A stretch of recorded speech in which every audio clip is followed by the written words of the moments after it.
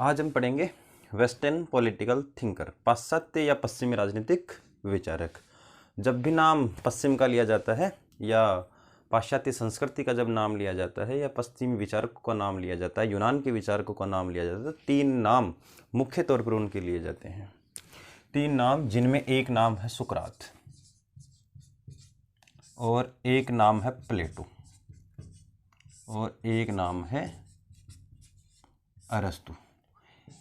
सदैव जब हम बात करते हैं पश्चिमी दुनिया की, तो ये अक्सर तीन नाम सामने आते हैं या तीन नाम बहुत ही ज़्यादा चर्चा में रहे हैं। आज का जो हमारा विषय रहेगा, आज का हमारा विषय रहेगा प्लेटो। आज हम प्लेटो के बारे में पढ़ेंगे। प्लेटो के गुरु हैं सुकरात और प्लेटो के एक शिष्य हैं अरस्तु। प्लेटो का नाम प्लेटो नहीं था, प्लेटो का नाम था अरिस्टोक्लीज। और प्लेटो नाम होने के पीछे सबसे बड़ी वजह यह है कि प्लेटो का मतलब होता है जिसके कंधे चौड़े हों, और एक इनके कुश्ती के गुरु थे, और इनके कुश्ती के गुरु इनके चौड़े कंधे होने के कारण इनका नाम क्या रखा था? प्लेटो इनका नाम रखा था, जबकि इनका वास्तविक नाम प्लेटो नहीं था। इनका प्लेटो का जो वास्तविक नाम था वो था अरिस्टोक्लीज। प्लेटो का वास्तविक नाम क्या था? अरिस्टोक्लीज। और इनके पिता का नाम था अरिस्टोन और इनकी माता का नाम था पेरिक्टोन। पिता का नाम था अरिस्टोन और माता का नाम था पेरिक्टोन। और अरिस्टोक्लीज यानी कि प्लेटो, इनका जन्म 428 ईस्वी पूर्व एथेंस शहर में हुआ था, जो कि यूनान में है। जो कि कहाँ है? यूनान में है। इनका जन्म 428 ईस्वी पूर्व में कहाँ हुआ था? एथेंस शहर में हुआ था। अरिस्टोक्लीज यानी कि प्लेटो जब 20 साल के थे, तो प्लेटो को 20 साल की आयु में उनके गुरु, यानी कि जैसे मैंने बताया कि इनके गुरु कौन थे? इनके गुरु सुकरात थे। और महज जब प्लेटो कितने वर्ष के थे? 20 वर्ष के थे, तो प्लेटो को सुकरात के विद्यालय में भेज दिया गया था। यानी कि जो प्लेटो थे उनको 20 साल की आयु में कहाँ पढ़ने भेज दिया था? सुकरात के विद्यालय में उसको पढ़ने भेज दिया था। सुकरात की पढ़ाई पढ़ते रहे प्लेटो, और पढ़ते पढ़ते वो 28 साल के हो गए। लगभग 8 साल उन्होंने सुकरात की शिक्षा प्राप्त की। जब वो 28 साल के हो गए और सुकरात की शिक्षा प्राप्त कर रहे थे, तो सुकरात के ऊपर अनेक प्रकार के आरोप लगे। देव निंदा के आरोप लगे कि वो देवताओं की निंदा करते हैं, और आरोप लगे कि वो नास्तिक प्रवृत्ति के व्यक्ति हैं। और इसके साथ साथ वहाँ की जो शासन व्यवस्था थी, वहाँ की जो सरकार थी या राजकीय जो व्यवस्थाएं थी, उन्होंने ये कहा कि एक ऐसा व्यक्ति है जो समाज को गलत दिशा दे रहा है या समाज को जो है एक नकारात्मक प्रभाव समाज के ऊपर जो है बना रहा है समाज को। तो उस कारण वहाँ की शासन व्यवस्था ने उनको मृत्युदंड दिया, और उस समय मृत्युदंड जो दिया जाता था वो जहर देकर दिया जाता था। यानी कि आप यूँ कह सकते हैं लगभग जब प्लेटो 28 साल के थे, या फिर आप यूँ कह सकते हैं कि 399 ईस्वी पूर्व जो है जो सुकरात थे, उन सुकरात को जहर दे दिया गया। सुकरात को क्या दे दिया गया? जहर दे दिया गया, और जिसके कारण सुकरात की क्या हो गई? मृत्यु हो गई। सुकरात की क्या हो गई? मृत्यु हो गई। यानी कि सुकरात को क्या दिया गया? सुकरात को दिया गया मृत्युदंड। और सुकरात को मृत्युदंड क्यों दिया गया? सुकरात को मृत्युदंड इसलिए दिया गया कि सुकरात एक नास्तिक प्रवृत्ति के व्यक्ति थे, या देवताओं की निंदा करते थे, या समाज को गलत दिशा देते थे, जिसके कारण सुकरात को क्या दे दिया गया? सुकरात को मृत्युदंड दे दिया गया। जहर देकर 399 ईस्वी में सुकरात की जीवन लीला को क्या कर दिया गया? समाप्त कर दिया गया। इस घटना के कारण या सुकरात की मृत्यु के कारण क्या हुआ कि प्लेटो बहुत ज़्यादा आहत हो गए, बहुत ज़्यादा दुखी हो गए, और उन्होंने लगभग उसी समय जब सुकरात की मृत्यु हुई, तो उस समय उन्होंने उस एथेंस शहर को छोड़ दिया और वहाँ से वो बाहर निकल गए। धीरे धीरे उन्होंने एथेंस शहर को बाहर निकला, मिस्र होते हुए, इटली होते हुए, लगभग उन्होंने पूरे वैश्विक परिदृश्य का भ्रमण किया और भ्रमण करते करते यहाँ तक भी कहा जाता है कि वो भ्रमण करते करते भारत में भी पहुँचे।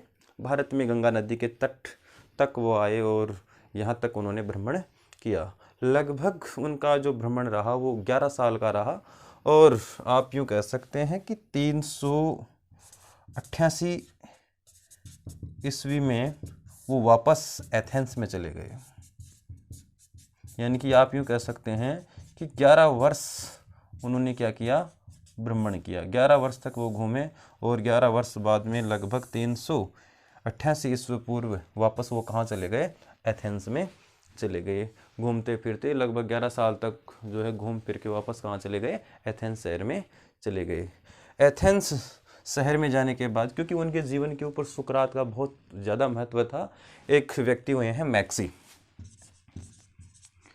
मैक्सी ने ये कहा था कि जो है सुकरात है ना वो प्लेटो में पुनः जीवित हो गए। सुकरात प्लेटो में पुनः जीवित हो गए। सुकरात में प्लेटो पुनः जीवित होने का मतलब है कि प्लेटो को देख के ऐसा लगता था कि ये व्यक्ति सुकरात ही है, क्योंकि लगभग सारे के सारे जो सुकरात के गुण थे वो किस में आ गए थे, प्लेटो में आ गए थे। और 388 ईस्वी में जब वापस एथेंस में आए भ्रमण करते हुए, तो उन्होंने एथेंस शहर में, किसमें, यूनान के उस एथेंस शहर में एक स्कूल खोला। क्या खोला, एक स्कूल खोला। उस स्कूल का नाम था अकेडमी, या आप यूँ कह सकते हैं कि अकादमी। अकादमी नाम से उन्होंने एक स्कूल खोला और वो पढ़ाने का काम करने लगे, टीचर का काम करने लग गए।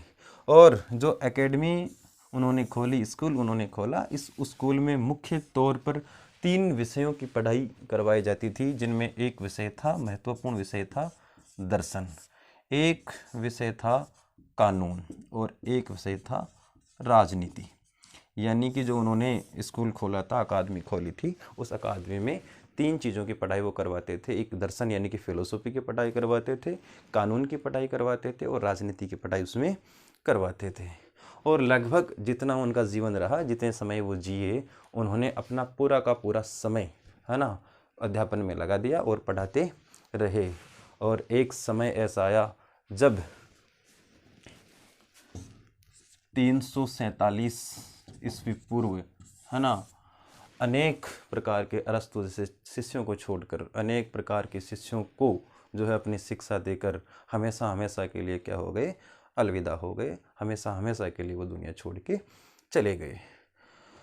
जो उन्होंने दर्शन लिखा, उन्होंने जो फिलोसॉफी लिखी, उस फिलोसॉफी में जो महत्वपूर्ण सब्जेक्ट रहा, वो महत्वपूर्ण सब्जेक्ट रहा साम्यवाद। प्लेटो हमेशा किसकी बात करते थे, प्लेटो हमेशा साम्यवाद की बात करते थे। और वो ये कहते थे कि सभी, साम्यवाद का मतलब यह था कि सभी के हितों में बराबर बराबर चीज़ें मिले, सबको क्या मिले, न्याय मिले। और साम्यवाद जो उनका था, साम्यवाद का जो महत्वपूर्ण विषय था वो था संपत्ति। यानी कि प्लेटो किसका साम्यवाद करना चाहते थे, प्लेटो ने संपत्ति का साम्यवाद किया। प्लेटो ने किसका साम्यवाद किया, प्लेटो ने संपत्ति का साम्यवाद किया। उन्होंने कहा कि जो राज्य की संपत्ति है वो सबकी है और सबका इस संपत्ति के ऊपर क्या होना चाहिए, बराबर का अधिकार होना चाहिए। और विशेष तौर पर शासन के लिए, राजा के लिए उन्होंने ये कहा कि राजा तो बिल्कुल भी संपत्तिहीन होना चाहिए, राजा के पास बिल्कुल भी संपत्ति नहीं होनी चाहिए, क्योंकि संपत्ति क्या पैदा करती है, संपत्ति लालच पैदा करती है। और लालच में आने के बाद में जो राजा है या जो शासक है वो प्रजा की सेवा करना छोड़ देगा। इसलिए राजा के पास में किसी प्रकार की कोई निजी संपत्ति नहीं होनी चाहिए। जिस प्रकार आम जनता बैरकों में अपना जीवन यापन करती है, उसी प्रकार भी राजा अपना क्या करेगा, जीवन यापन करेगा। क्योंकि अगर एक व्यक्ति भ्रष्ट हो जाएगा तो पूरी प्रजा भी अपने आप क्या हो जाएगी, भ्रष्ट हो जाएगी। इसलिए बहुत ही सूझबूझ के साथ में, बहुत ही समझ के साथ में जो है प्लेटो ने ये कहा कि राजा तो बिना संपत्ति का ही होना चाहिए। राजा के पास ना दौलत होगी, ना किसी प्रकार की निजी संपत्ति होगी, ना ज़मीन होगी, मतलब किसी भी प्रकार की राजा के पास में विशेष सुविधाएं नहीं होनी चाहिए। क्योंकि विशेष सुविधाएं होगी तो वो प्रजा को अलग नज़र से देखेंगे और भेदभाव जो हो जाएगा, उस भेदभाव को समाप्त करने के लिए उन्होंने क्या किया, साम्यवाद की व्यवस्था की। प्लेटो ने 4 प्रकार की रचनाएं की है, 4-5 पुस्तकें लिखी है, जिसमें महत्वपूर्ण पुस्तक है एक रिपब्लिक, एक पुस्तक है रिपब्लिक, और एक पुस्तक है लोज, और एक पुस्तक है अपोलोजी, और एक पुस्तक है क्रीटो। बहुत इनकी जो प्रसिद्ध पुस्तकें हैं, उन प्रसिद्ध पुस्तकों में एक रिपब्लिक पुस्तक है, जिसमें संपूर्ण वो न्याय व्यवस्था की बात करते हैं कि राज्य में किस प्रकार के न्याय और किस प्रकार की व्यवस्थाएं होनी चाहिए। एक पुस्तक है इनकी लोज। इनकी जो लोज पुस्तक है वो शिक्षा व्यवस्था के ऊपर है। लोज पुस्तक है वो किसके ऊपर है, शिक्षा व्यवस्था के ऊपर है। प्लेटो शिक्षा के बारे में ये कहते हैं कि सभी को समान रूप से शिक्षा मिलनी चाहिए, शिक्षा के ऊपर सभी का अधिकार है। स्त्री को भी शिक्षा मिलनी चाहिए, पुरुष को भी शिक्षा मिलनी चाहिए। जो शिक्षा पुरुष को मिले वही शिक्षा किसको मिलनी चाहिए, स्त्री को मिलनी चाहिए। यानी कि समान पाठ्यक्रम की वो बात करते हैं। लेकिन एक थोड़ी सी बात जो वो अलग कहते हैं शिक्षा के बारे में, वो ये कहते हैं कि सहज शिक्षा नहीं होनी चाहिए। उन्होंने सहज शिक्षा प्रणाली को स्वीकार नहीं किया है। सहज शिक्षा प्रणाली का मतलब होता है कि स्त्रियों को और पुरुषों को, यानी कि लड़कों को और लड़कियों को एक जगह बिठाकर नहीं पढ़ाया जाएगा, उनको अलग अलग जगह पढ़ाया जाएगा। पढ़ाई सेम होगी, यानी कि सिलेबस उनका क्या होगा, एक जैसा होगा। और न्याय का मतलब यह था प्लेटो की नज़र में, प्लेटो ये कहते हैं कि सब व्यक्तियों को, प्रत्येक व्यक्तियों को अपना हक अगर बराबर बराबर भागों में मिलता है, वही क्या है, न्याय है। आज की हमारी जो बेसिक चर्चा थी वो प्लेटो के ऊपर ही थी, और मैं उम्मीद करूँगा कि हमारा ये जो टॉपिक है, मुझे पता है आपसे पहले से प्लेटो के बारे में पता होगा, लेकिन फिर भी एक छोटी सी जानकारी प्लेटो से संबंधित मैं आपके सामने लेके आया हूँ। धन्यवाद।